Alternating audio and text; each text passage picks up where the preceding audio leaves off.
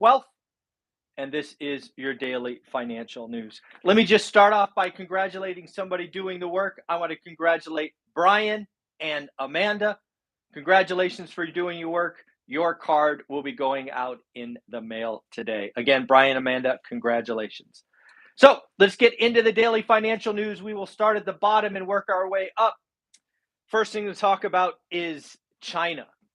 And instead of talking about China in a recession or a depression, I want to talk about the Chinese consumers.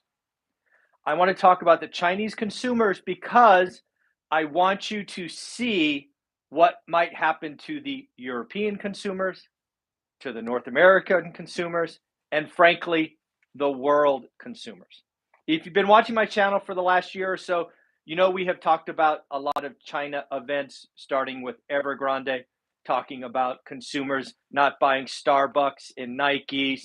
We talked about bank runs. We talked about really loss of confidence by the Chinese consumers.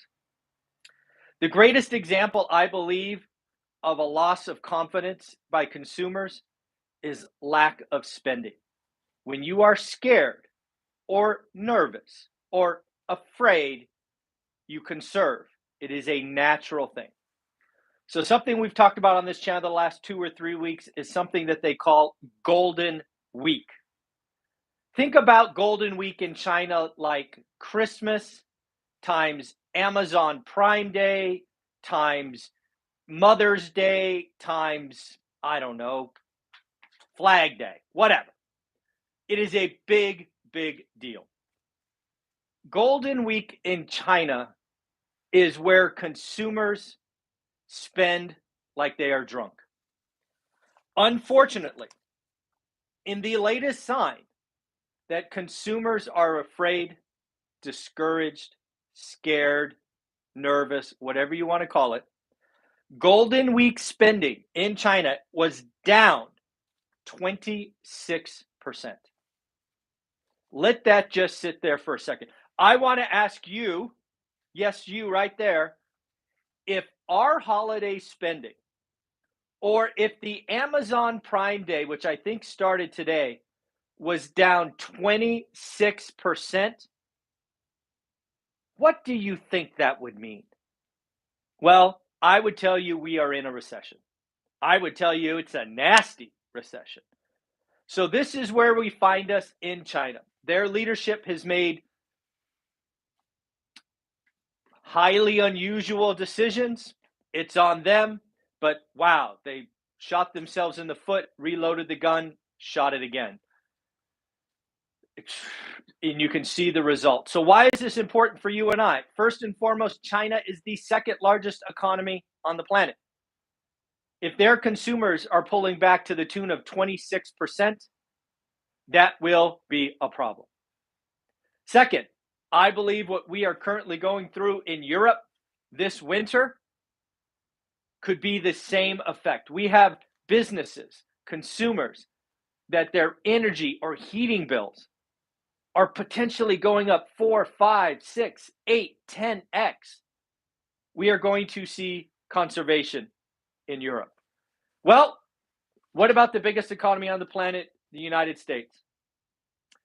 I think there's a lot of negative headlines. You have seen some scary, scary things. We are talking about them on this channel.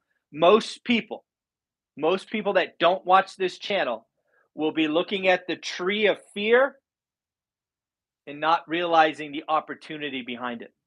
Most people, and this is why I have studied the consumer for 30 years, the consumer is predictable. I believe the U.S. consumer is going to get increasingly nervous starting Q1. Yes, the end of the year, holiday shopping, the last little sprint, but I do not have a very good thought about Q1 once unemployment goes up from 3.5 to 4.1, wherever we are in January. Just watch the consumer. I think the Chinese Golden Week numbers should be frightening.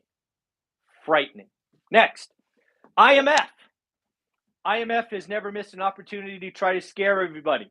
IMF is one of these worldwide organizations that seemingly just want to scare people. Well, they have keyed on Jamie Dimon's scary 20% drop. The IMF says, yes, US stocks could fall another 20% easily. To which I say, no kidding. Thanks. Thanks for the enlightening information. It is absolutely possible. Now what? I don't understand. Let's talk about the gig economy. One of the things that I've called early on this channel that we may see play out over the next 3, 4, 5 years is we will have wage inflation like the 1970s. I'm talking real wage inflation, not nominal. We are going to see the employee get what they deserve. So we will see increasing things, unions and the like, get what is theirs. Something happened yesterday in the gig economy.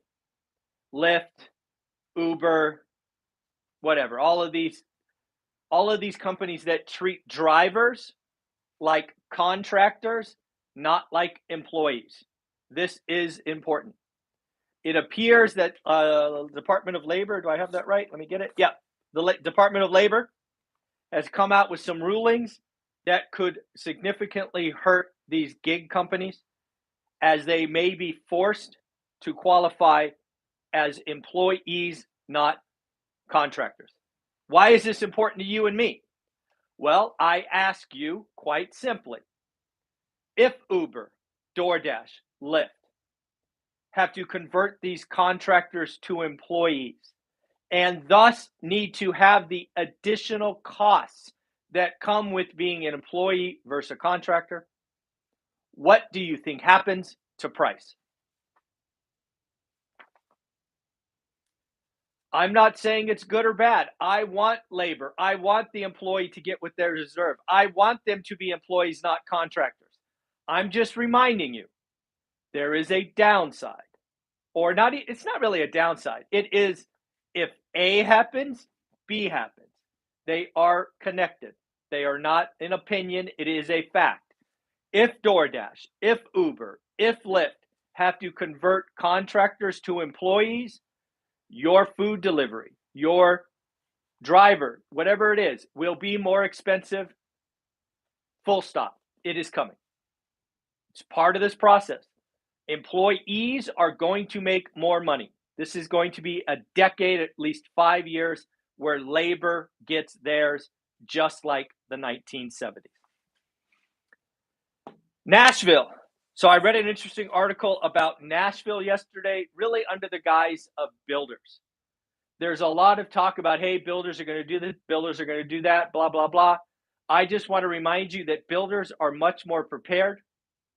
They are not essentially land banks like they were last time. They have options. So in Nashville, Lennar, one of the national home builders, has decided to step away from 10,000 lots. They had 10,000 lots in Nashville that they had planned to roll out over the next couple of years. They have let the options expire.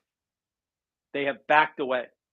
Builders are going to stop building, right? This whole 10 months of inventory, all of that, it's going to be wiped away because a lot of that is land banked and you're going to see months in supply just roll off. This article about Nashville, it could be really any city. Home builders are canceling lots. They are slowing down. It would not shock me if layoffs are coming. Stock inflows, man. By the dip fans, you are rocking and rolling. Last week, according to Bank of America, stock inflows were $6.1 billion. Now, in context, you and I have no idea what $6.1 billion is in a week. It is the third highest week since 2008.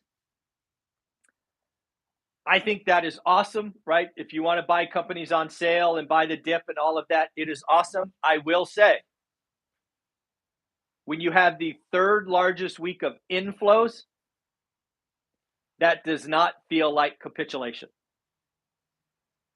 Something that I am waiting for is capitulation. That's where people give up and they say they are never coming back to stocks. I still think it is impressive. Last week, after 4 or 5 weeks of being down, y'all stepped up and put $6.1 billion to work. That's nice. Again, opportunity lives behind fears. Companies are cheaper. If you have a shopping list and you're a stock person, congratulations. I hope you got a great company. Ray Dalio. I like Ray Dalio. Although he's been really negative lately. He's been pretty negative. Ray Dalio is now saying a perfect storm is coming.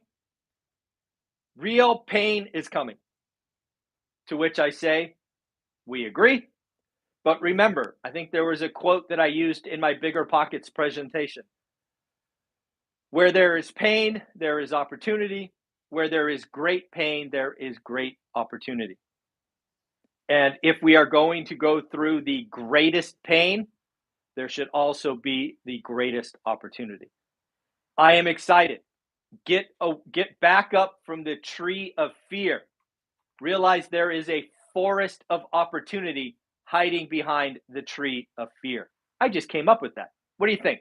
Tree of fear, forest of opportunity. Does that resonate? Let me know in the comments below. It just came to me.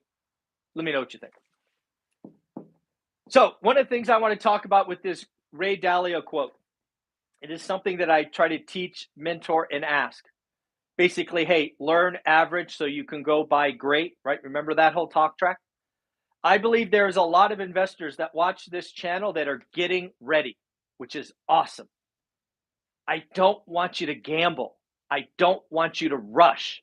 I want you to do great deals.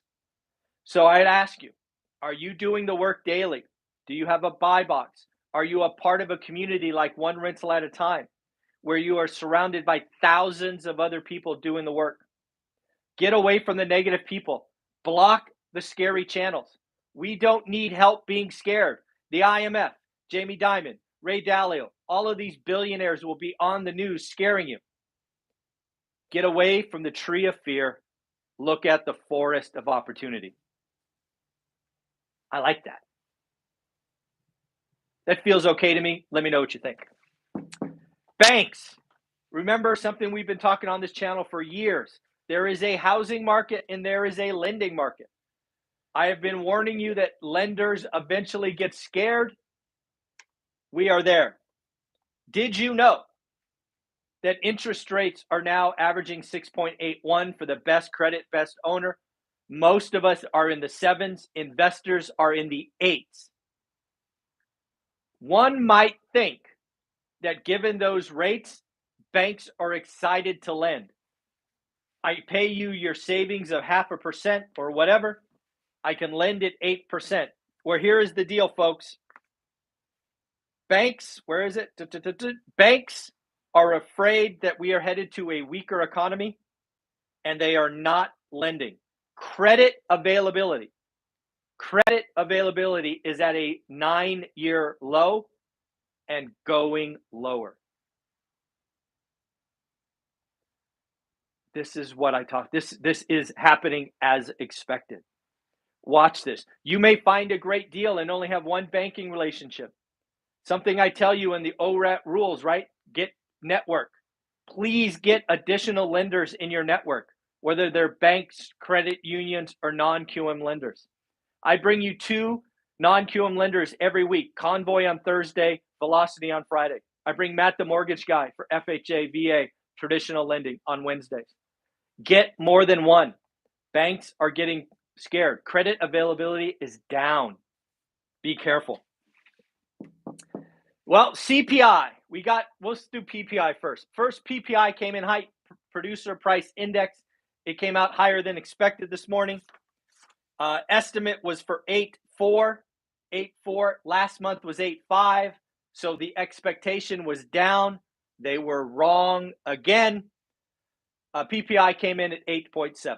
Why should you care about PPI? Quite simply, producer price index is kind of a leading indicator for CPI, right? Think about PPI being the wholesaler and CPI being you and I, the retail consumer. If the wholesaler has to pay more, it is very likely the retailer will as well. That's how you can look at PPI, simply speaking. So PPI was hot, hotter than expected.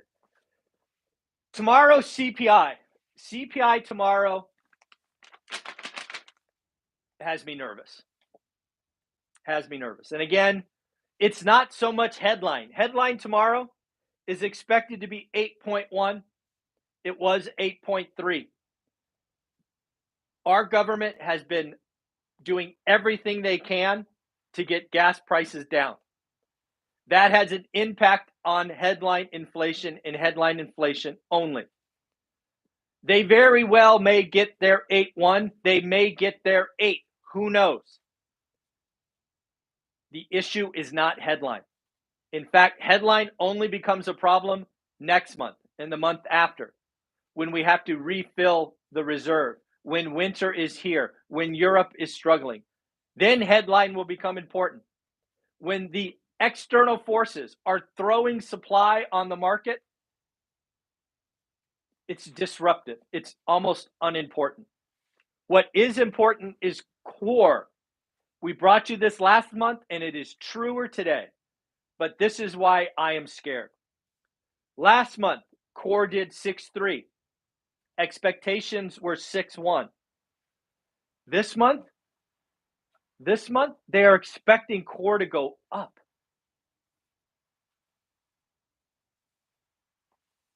If core goes up even to expectations, not good.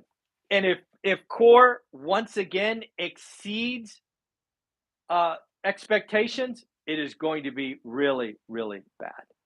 I honestly don't know what to guess. Part of me, actually, you know what? Let's write it down. What is your guess for core inflation? Let's just have a guess. It's probably somewhere between, let's just say 6 and 7%. Take your guess. I'm going to guess 6.4. Why not? I just wrote it down over there, so I will remember tomorrow morning. I'm going to guess 6.4. Let me know what you think. Answer below. That is all the marbles tomorrow. Tomorrow, CPI. A couple other things. Bank of England's out talking about, hey, pension funds, you have to Friday to clean up your book. That should be interesting. Yeah, no, nothing to see here. That could be a problem. Fed Mester is talking about no progress on inflation. We're going higher. That's a problem. What else do we have? That's enough. The last thing to talk about, again, my event on November 12th, 200 people, sold out. I am a part of an event on November 19th that will include Pace and Jameel. We are already 50% sold out. 50% sold out. For everyone that missed the 12th, I apologize. Next time we'll get a bigger room. But the 19th, 50% sold out already. Again, remember, it is REI collaboration.com. Tickets are $27 all day Saturday. Come see myself, other amazing Fresno investors, some surprise guests. It's going to be fun. I will see you there. Again, 50% sold out. Might be sold out today, might be sold out tomorrow. So if you're watching this, go get your tickets. If you miss it, sorry, my bad. All right, everybody, take care of yourself. Wednesday, October 12th. I hope you have an amazing day. Take care of yourself. Bye-bye.